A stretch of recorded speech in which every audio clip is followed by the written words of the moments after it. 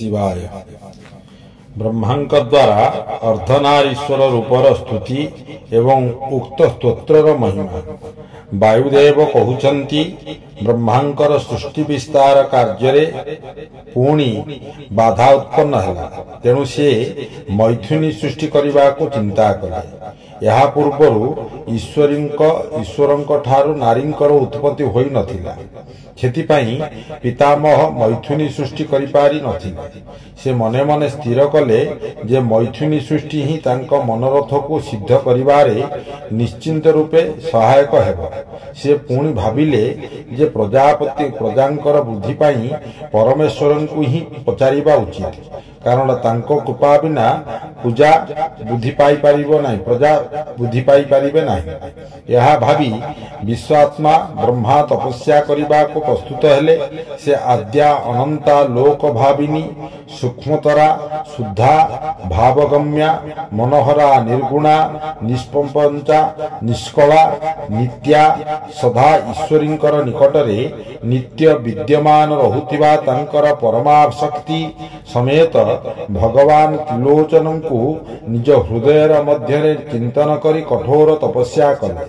परमेष्टि ब्रह्मांक पिता महादेव ब्रह्मांक कठोर तपस्या अल्पकाल मध्य संतुष्ट हो गले। तापरे निज अनिर्वाचनीय अंश को कौन से अद्भुत मूर्ति रे अविष्ट होई भगवान महादेव अर्धांगरु नारी और अपर अर्धांगरु ईश्वर होई स्वयं ब्रह्मांक निकटरे उपस्थित हेले। ब्रह्मा सर्वव्यापी सर्वप्रदाता सत असतरु रहित उपसमाशून्य शरणागत वश्चल सनातन शिवं को दंडवत प्रणाम कले एवं उठी हाथ जोड़ी शिव पार्वती को स्तुति करने को लगिले। ब्रह्मा कहिले, हे देव महादेव आपणकर जय हो। ईश्वर महेश्वर आपणकर जय हो। सर्वगुण श्रेष्ठ शिव आपणकर जय हो। सकल देवंकर स्वामी शंकर आपणकर जय हो। प्रकृतिर नायिके आपणकर जय हो। प्रकृति दूर रे रहुथिबा हे देवी आपणकर जय हो। हे प्रकृति सुंदरी आपणकर जय हो। हे अमोघ महामाया सफल मनोरथ युक्त देव आपणकर जय हो। जय हो। अमोघ महालीला युक्त तथा अवर्ध्य बल युक्त परमेश्वर आपणकर जय हो। समस्त जगतर माता तमे आपणकर जय हो। हे विश्व जगन्मयी आपणकर जय हो। हे विश्व जगद्धात्री आपणकर जय हो। समग्र संसारर सखी ओ सहायिके आपणकर जय हो। प्रभु आपणकर ऐश्वर्य धाम सनातन आपणकर जय हो। जय हो। आपणकर रूप अनुचर वर्ग मध्य आपणकर परी सनातन आपणकर जय हो।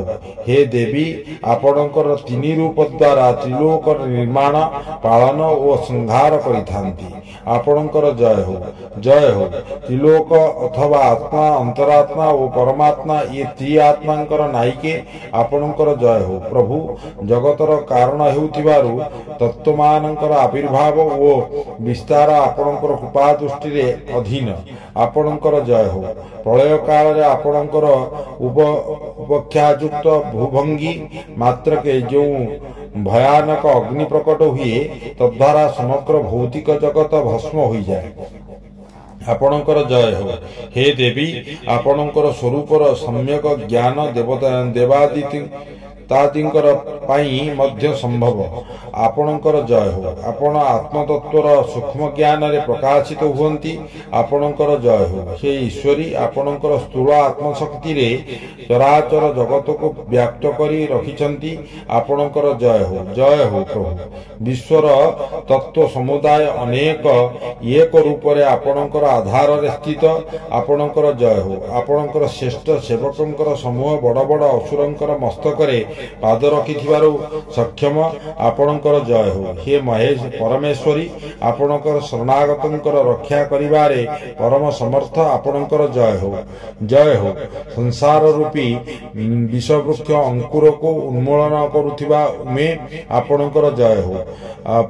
प्रादेशिक ऐश्वर्य वीर्य शौर्यर विस्तारकारी देव आपणकर जय हो। विश्वर परे विद्यमान आपणकर जय हो। निज वैभव द्वारा अनेक वैभव को तिरस्कृतकारी आपणकर जय हो। पंचविध मोक्ष रूप पुरुषार्थ प्रयोग द्वारा परमानंदमय अमृत प्रदान करुथिबा परमेश्वरंकर जय हो। पंचविध पुरुषार्थ विज्ञान रूपी अमृत स्रोत रूपिणी परमेश्वरींकर जय हो। अनादि कर्मफल और अज्ञान रूपी अंधकार राशि दूर करुथिबा चंद्रिका रूपिणी शिवंकर जय हो। त्रिपुर विनाश निमंते कालाग्नि रूपधारी महादेवंकर जय हो। त्रिपुर भैरवंकर जय हो। त्रिगुण मुक्त महेश्वरंकर जय हो। त्रिगुण मर्दनकारिणी महेश्वरंकर जय हो। आदि सर्वशक्ति सर्वज्ञंकर जय हो। समस्त को ज्ञान प्रदानकारिणी देवंकर जय हो। हे सदा अत्यंत मनोहर दिव्यांगरे सुशोभित हेब देव आपणकर जय हो। हे मनवांचित वस्तु प्रदायिनी देवी आपणकर जय हो। भगवान हे प्रभु जानी कहीं आपणकर उत्कृष्ट धाम आउ कहीं मोर तुच्छ वाणी तथापि भक्ति भाव में प्रलाप करुथिबा मो परी सेवकंकर अपराध को क्षमा करि दियंतु। ये परी सुंदर उक्ति द्वारा एका बेले के शिव पार्वतींकर गुणगान करी चतुर्मुख ब्रह्मा रुद्र रुद्रिणी को बारंबार नमस्कार कले। ब्रह्मांक द्वारा पठित ए पवित्र तथा उत्तम अर्धनारीश्वर स्तोत्र शिव पार्वतींकर हर्षवर्धन ओ करिथाए। जे भक्तिपूर्वक कौनसी गुरु शिक्षा रे भक्त उक्त स्तोत्र को पाठ करे से शिव और पार्वती को प्रसन्न करी निज अभीष्ट फल लाभ करिथाए।